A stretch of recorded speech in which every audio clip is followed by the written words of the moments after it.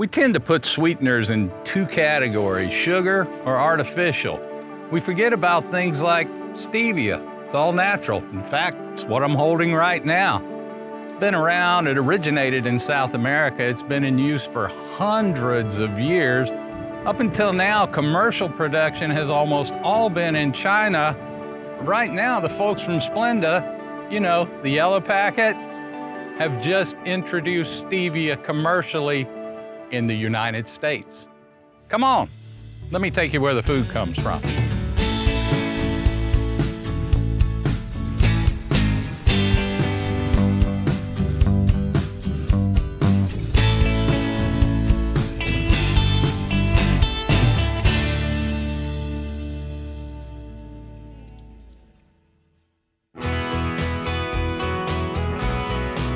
When I was a kid, I used to pick up side money working in the sugarcane fields of Georgia.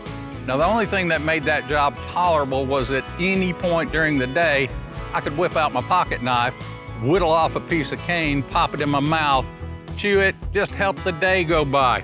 Now, the ancient peoples of South America have been doing that with stevia for eons. Today, we're facing epidemic proportions, maybe pandemic proportions in the world, and especially in the United States, of diabetes and obesity. We're all looking for healthier, natural, better ways to eat. Stevia holds a lot of promise for the future.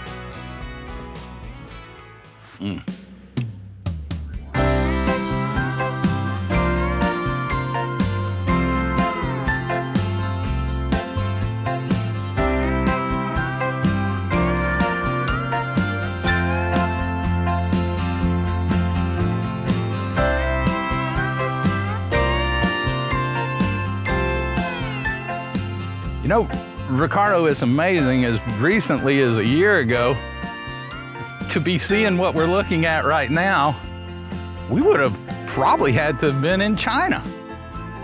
Yes, you're right.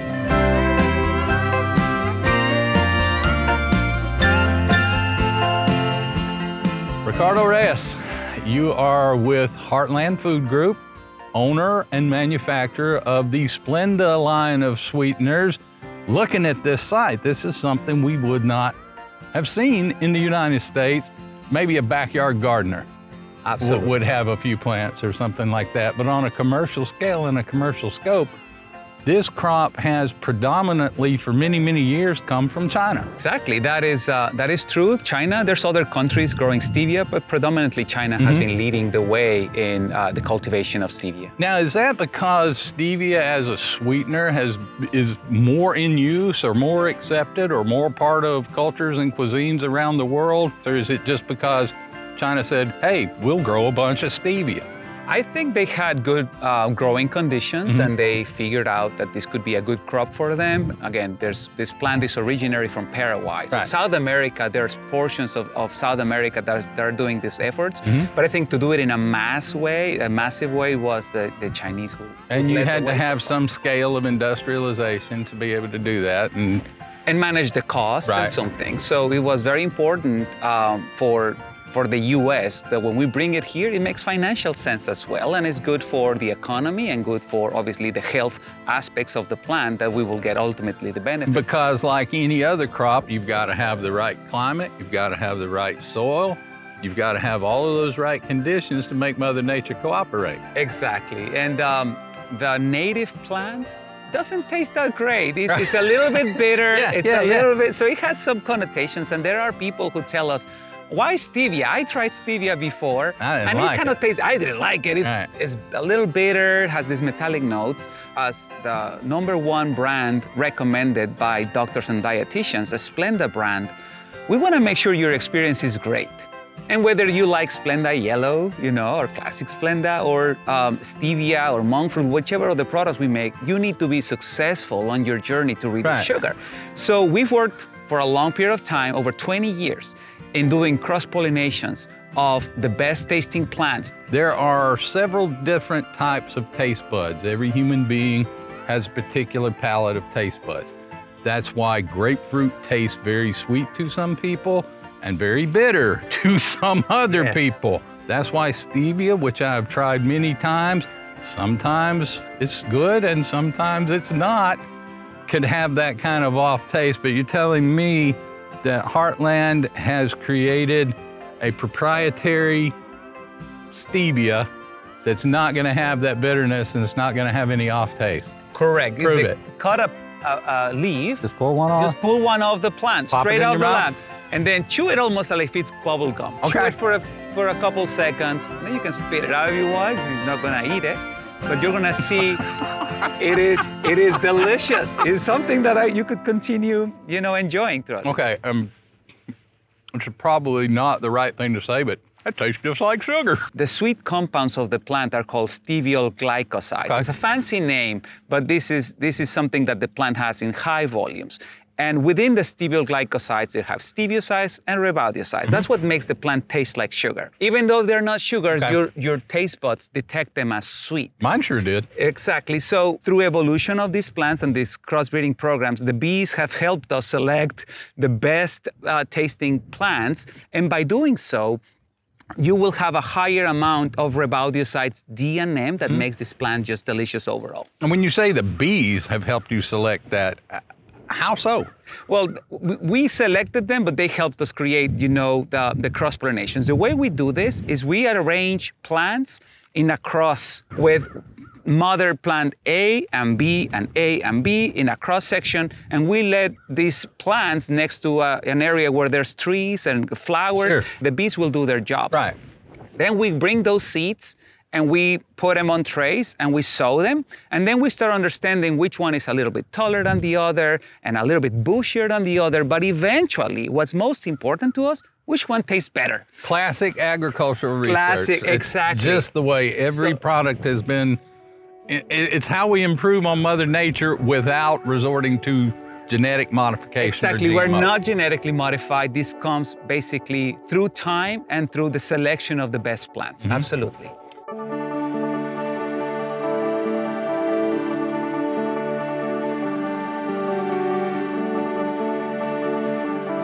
There are people who are looking for more natural, more whole ways.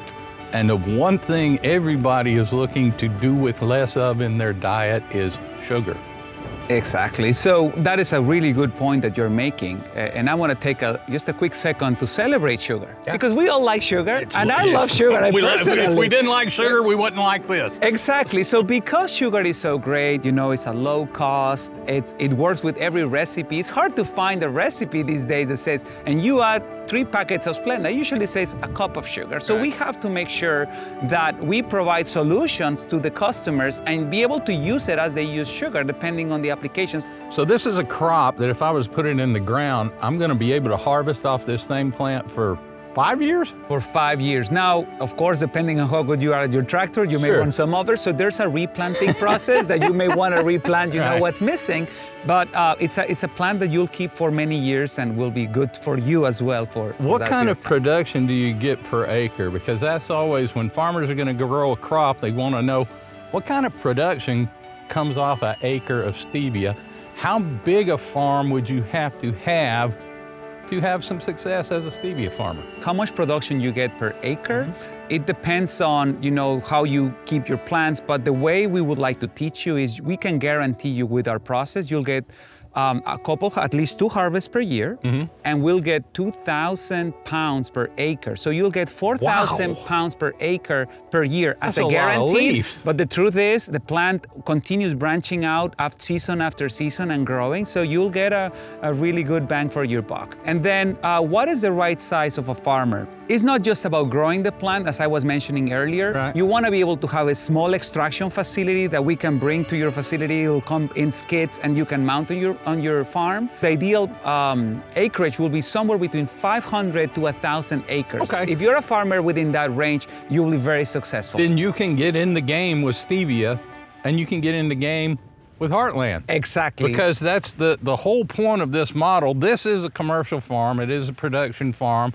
This is where the mother plants are coming from. This is where everything is happening. This is the ground zero. It's the point of origin for all of this. This is ground zero for a fully integrated facility, correct. But the next step and the process that's ongoing now is to search for small farm partners, not big corporate farms, not more heartland farms, but actually small independent growers to partner up with Heartland Food Group to grow stevia on their farm. That is our goal and our desire, absolutely. We're That's very proud, made in America, again, and grown by U.S. farmers is such an important piece of this project. Why roll out the production model of almost licensing it out to small farmers? Well, there's a corporate social responsibility we carry, and it's near and dear to our heart. So we want to make sure that everybody wins. You know, there is no need to accumulate just the benefits to a company. We want to make sure that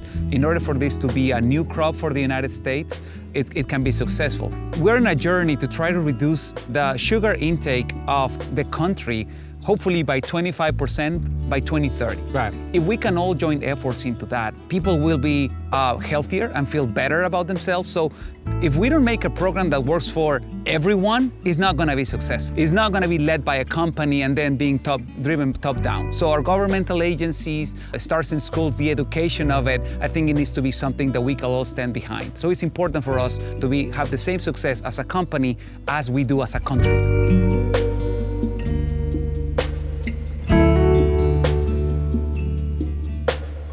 I think maybe the most remarkable thing about all of this is anybody who's already farming, if you're a small U.S. farmer, somebody who wants to be a small U.S. farmer, if you've got 500 to 1,000 acres of land, you're gonna have an opportunity to work with Splenda and try your hand at growing stevia. You're going to need an extraction facility on your farm. They will provide equipment to scale to fit your farm. It's all part of the process. Sounds pretty darn American to me.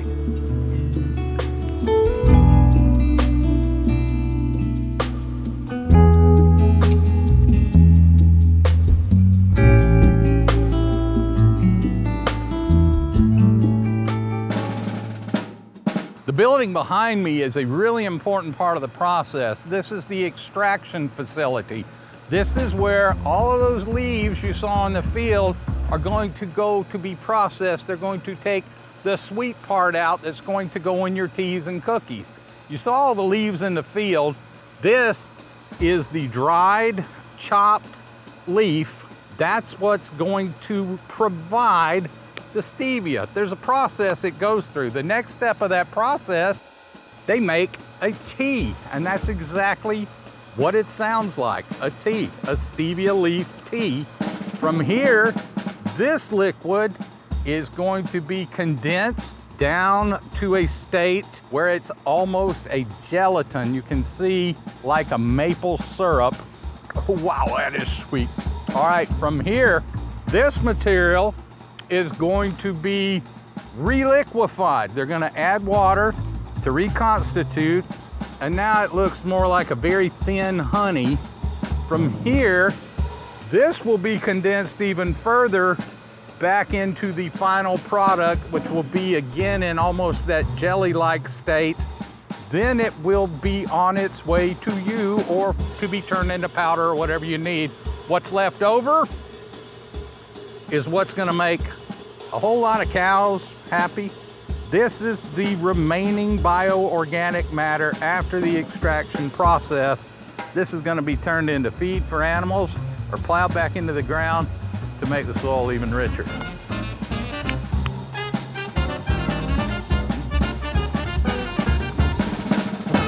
So this is the mother field. This is where really all of the clippings that are gonna make all of the stevia plants in the Splenda family are gonna come from. So the plants in this field are the result of a lot of trial. We've already talked that this farm has been in operation in Florida for about a year, but it didn't start here. Tell me the research history that led you to this point where you were able to come to Central Florida and establish this farm in a year's time. Okay, over the last 20 years, we've been doing crossbreedings of these plants. Make sure that the taller plant and the bushier plant will get combined with the plant with a better flavor profile. Right. So over the last 20 years, we've landed to a couple hundred plants that we really like. And where was that research done? A lot of the research was done by Heartland in South America, and now we're bringing to the United States our top horses, the best of the line. So 20 years of research and development in Brazil led to the preferred Splenda varieties. Correct. Is there further winnowing out that's done here? Are you cutting it down even further? So the research and development program continues. We already have the first crossings happening here in Central Florida, but it will continue evolving. What we want to make sure is people can really taste the difference between sugar or stevia. So we're very close right now, and we continue closing that gap. And that is simply through traditional breeding and crossbreeding. It has nothing to do with genetic modification. No genetics. It's just this is getting just the good old-fashioned way, trying to use two parents to make the best possible offspring and to make it better generation by generation by generation. Exactly. And by the way, all of the plants behind us is the same plant. They all came from the one mother that we continue taking clippings from, and those clippings is the exact same genetics. We'll create more and more. And now you're propagating all the other plants. All stevia in the world under the Splenda brand is going to begin its life for now right here. Right here. You're seeing it right now. Just little clippings come off here? I just pick off a little piece? You can take a little piece, and any of those will have obviously the same genetic information as the rest of the plant. Right. So what we do is we bring that plant to our propagation area, which I'm going to take you to. Okay. Let's do it. Here we go. So you're going home, little guy. He's going to his new home. Those are just, it's really a beautiful plant too.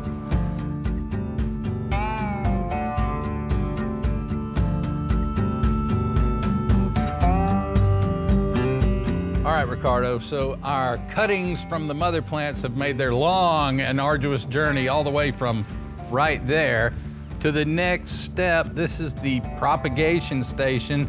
This is where these are going to be turned into transplants that are then going into the greenhouses. That's what's going to become the plants that then go into the field for commercial production. Correct. Okay, so what's the secret sauce? How do I do this? The first step is they're soaked for a few minutes. Well, before you do that, the first thing our workers do is they come in the morning before the sun is out, so they come from our fields, and they get our mother plants, they get little cuts of those. They give them a little haircut, let's put it that way. Just like these. Just like what that. We're holding. And what the workers do is they remove the bottom leaves from the main stalk. So these have already been stripped. Those on your your right have been stripped, and that exposes the nodes. So in the bath to your right-hand side, that's a hormone bath that is a growth hormone that would promote the rooting process. You let them soak for a period of time, and then you get them out of the soaking solution. And what you do is something as fast and simple as this.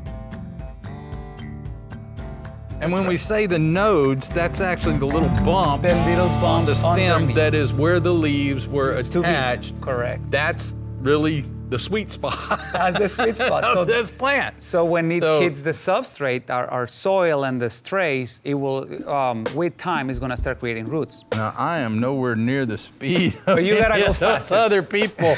I think I'd already be fired by now, or might not be hired in the first place. But do you have any idea how many this team, this crew can produce in a day? The current crew can do 116,000 of these per day in an 8-hour shift. In order for America to have plants that we can bring to them, the Splenda Stevia plant is gonna be in the millions. So we need to scale this up, and that's a little bit of the limited factor right now. If somebody in your audience says, when can I start? Well, we need to continue growing the facilities behind me to make sure that we can make enough seedlings for everyone to put in their fields. At some point, they're going to be able to get in touch with Splenda, to get in touch with Heartland, and find out about opportunities to grow this crop themselves. Exactly.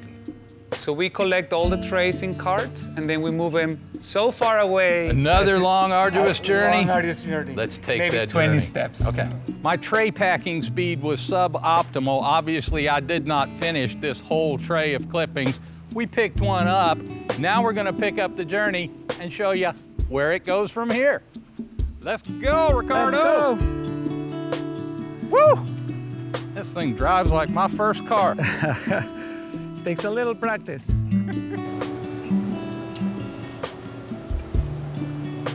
All right, our little clippings have gone from the mother field to the propagation station where I put them in all the trays. This is their next stop. This is the greenhouse.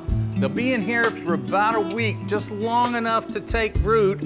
From there, they'll move to a nursery where they'll be indoors for about another 4 weeks. From there, they'll go straight into the field and they'll become the stevia that's coming to you.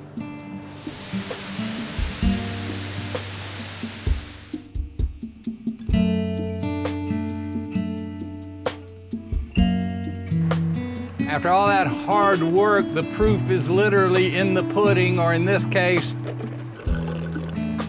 the lemonade. It's wonderful to come out and see stories like this. It's important to understand there are people everywhere working to make the world better. We often think most of those people are smaller players. We don't often think on a grand corporate scale that someone like Heartland would be involved in something like this. So now it's time for me to ditch the little sissy cup. I got a little traveler here. I'm gonna fill up one for the road. I'm gonna make it an Arnold Palmer. I'm gonna put on my hat. And I'm gonna head on out here where the food comes from.